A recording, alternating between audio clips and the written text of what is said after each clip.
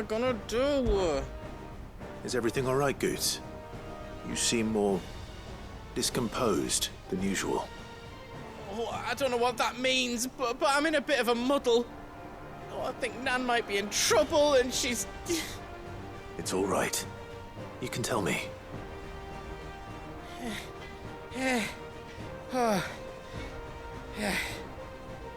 There was a trader came by.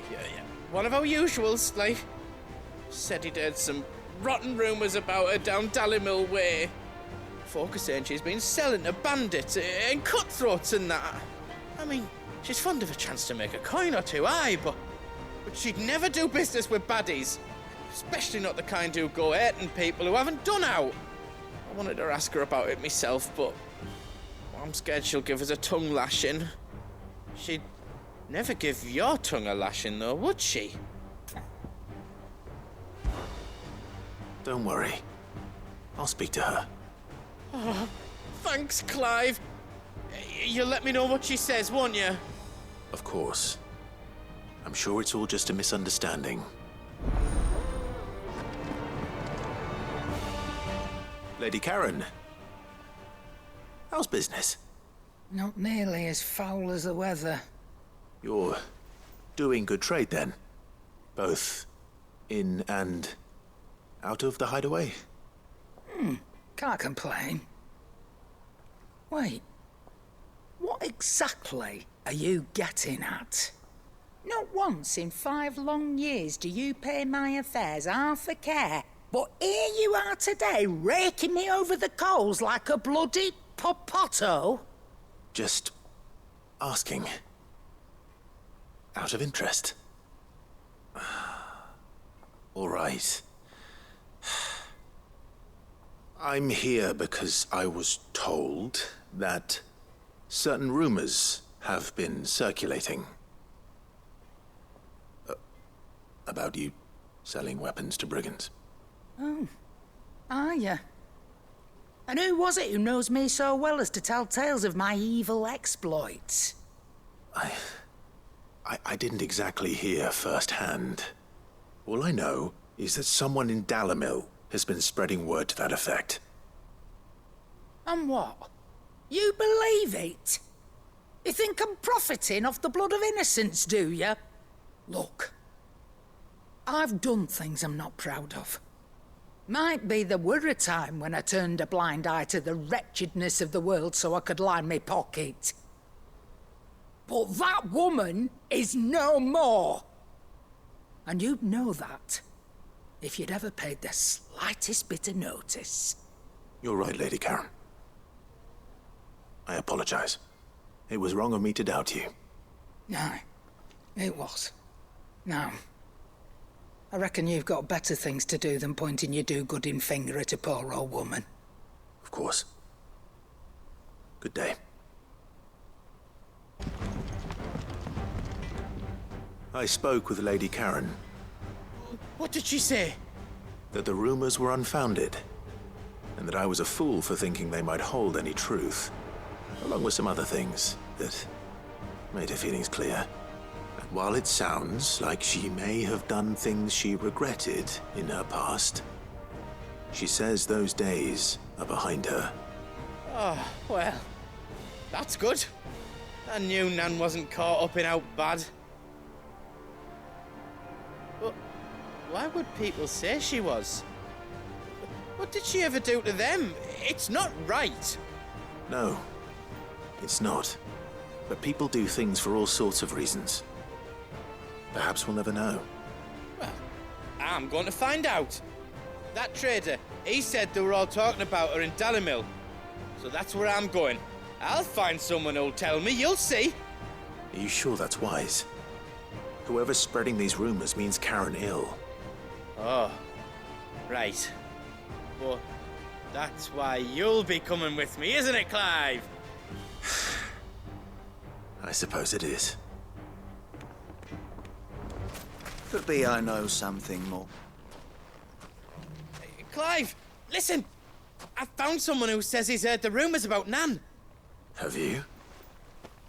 Go on. Tell him what you told me. All right. It's like I said. A wizened old crone by the name of Karen's been selling steel to whoever will pay her price, be they knight or knave. Says the more swords and spears she puts in people's hands, the more war they'll wage. And the more war being waged, the more call for swords and spears. And who will they all turn to keep them in steel? Why, the good Reaper herself. And you've seen this Reaper at work? Aye, it just so happens I have. You'll find her right here plying her trade most days. Here in Dalimil? Where exactly? She has a stall here in the market, but if you're not the patient type, you can probably find her at her storehouse on the edge of town.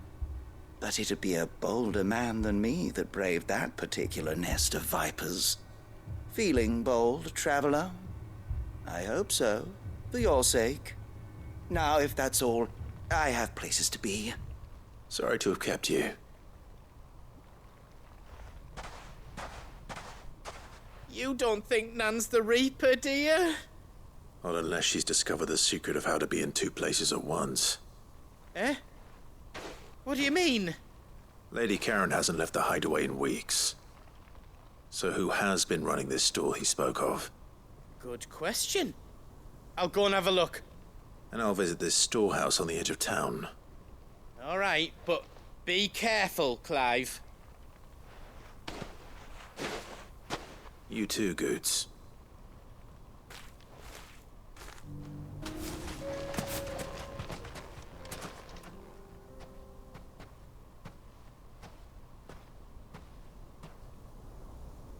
Just you, is it? Thought I might have laid it on a bit thick. It was a fairly unconvincing tale. So, what now? That's up to you.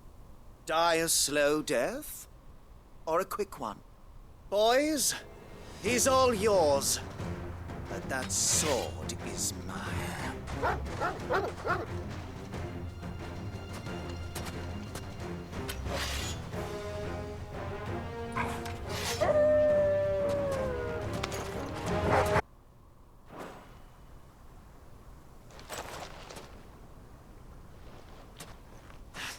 Oh, you've done it now.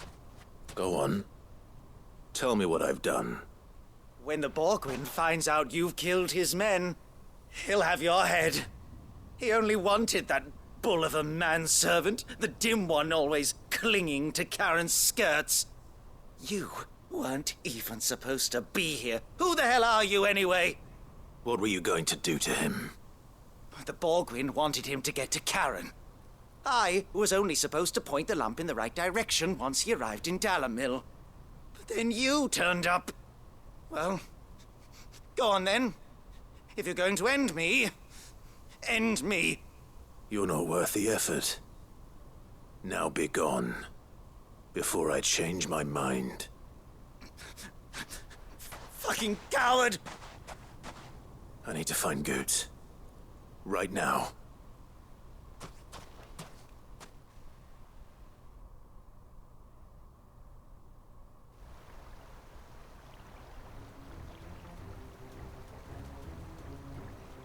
Get your filthy paws off me, you naughty-pated lout! Stop calling me names! And stop spreading them horrible lies about Nan! Well, that will be easy enough. For they are not lies. Every last word is true. And she must pay for her crimes in blood. Blood? Goot, are you all right? He's gonna kill Nan! He said she had to pay in blood! After what she did, it is only right. She ruined my life and the lives of countless others. That loathsome harpy's very existence is a crime, and I will not allow it to continue. Goots, was it? I have no quarrel with you. Only with your employer. Run along now. You need not pay for her sins. No. No? I don't care what she did. I won't let you hurt Nan. Promise me you won't hurt her, or I'll kill you myself! Goops, no. Enough, all of you!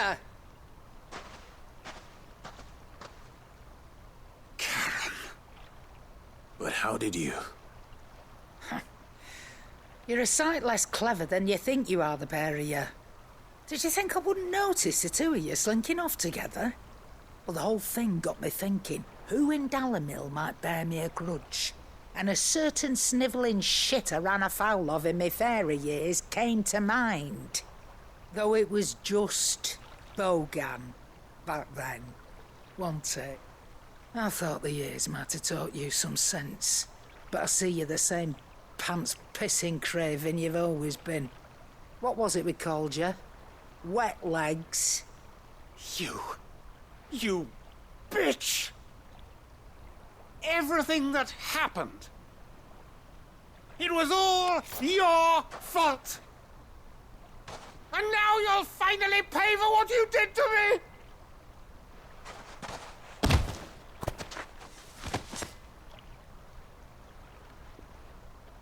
Gooch, you... If you want a piece of Nan, you'll have to go through me.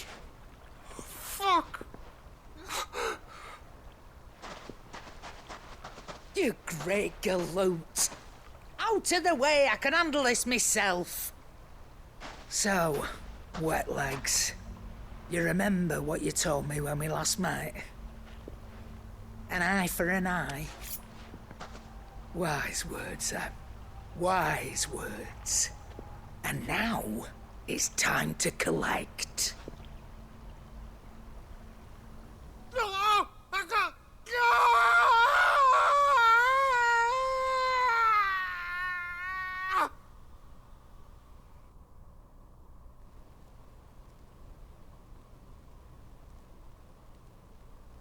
Sorry to keep you waiting.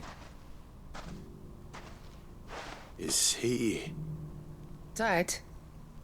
No. But I reckon he wishes he was. It ain't easy going through life one eye short of a pair. After all, I should know. You don't mean... Oh, don't tell me you didn't notice. Lost it to old Wet Legs back when we were working the same routes. Said I'd stolen from his strongbox. I'd done nothing of the sort, mind. But that didn't stop him taking his little revenge. So I took some of my own. Sorry, lost everything. His coin, his clients. Always knew he'd be back one day to claim his due. But he crossed a line dragging poor Goots into this. He didn't hurt you, did he? No, Nan. Still got all my arms, see? Legs too. But what if he comes back again? What if he does? First we take the other eye, then we work our way down. He'll learn his lesson soon enough. But something tells me the Wet Legs has learned it already. Right. Let's get you back to the hideaway. You've attracted quite enough attention already. Ta-ra, Clive. Remind me never to cross you, Karen.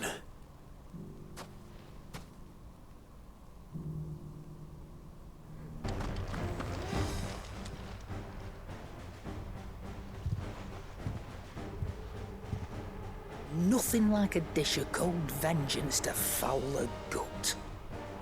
I'm sorry, Nan. I didn't mean to make things worse. I just thought I had to protect you. Like you've protected me. Aye, well, someone had to. Your parents certainly didn't give a whit for your well-being. Reckon the both of us would be worse off if I'd not taken you on.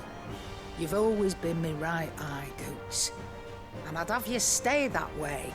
So don't you dare go looking for trouble again. Well, I will.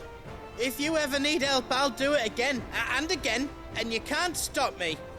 Why, you big lump. Fine. Play the hero if it makes you happy. Thanks, Nan.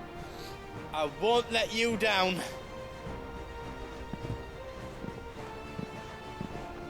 There's nothing he wouldn't do for you. That's as maybe. But if he's ever to make his own way in life, he'll need to start looking out for himself as well. Till then, he'll need people to watch his back, just like you did in Dalimil. Don't think I didn't appreciate that. Of course. His family. Stop it. You make me one good eye, mister. I don't go thinking that'll do you any favours. A potion today'll cost you the same as it did yesterday.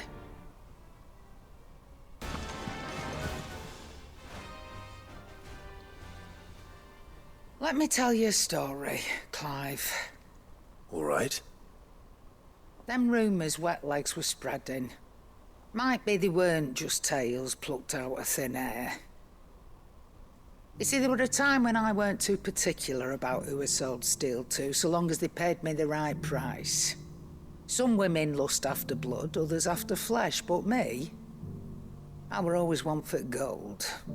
And to satisfy that lust, I sold to opposing armies, stabbed my every client in the back, made myself the most hated woman in the twins. But then one day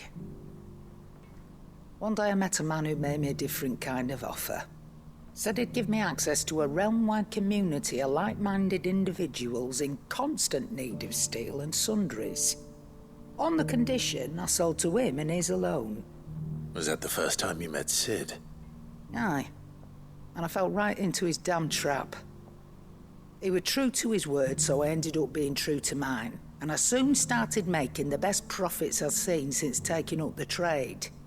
And all without aiding or abetting any outlaws. Except Sid himself, that is. Told me about his plan to topple the mother crystals, you know. Said that with them gone, the realm would want for all manner of things. An opportunity for the likes of me to mint gil. Why, I reckon an enterprising individual could find himself the richest dam in the twins. And that's when he had me. I emptied my stores that day and moved into the hideaway proper. And the rest, as they say, is ancient bloody history. A dozen years on, and I'm still not the richest dam. Not for lack of trying, mind. But I can say that I have never been happier. You've all shown me there are some things more precious than gil. That there are. So don't you go messing it all up. Or you'll have me to answer to.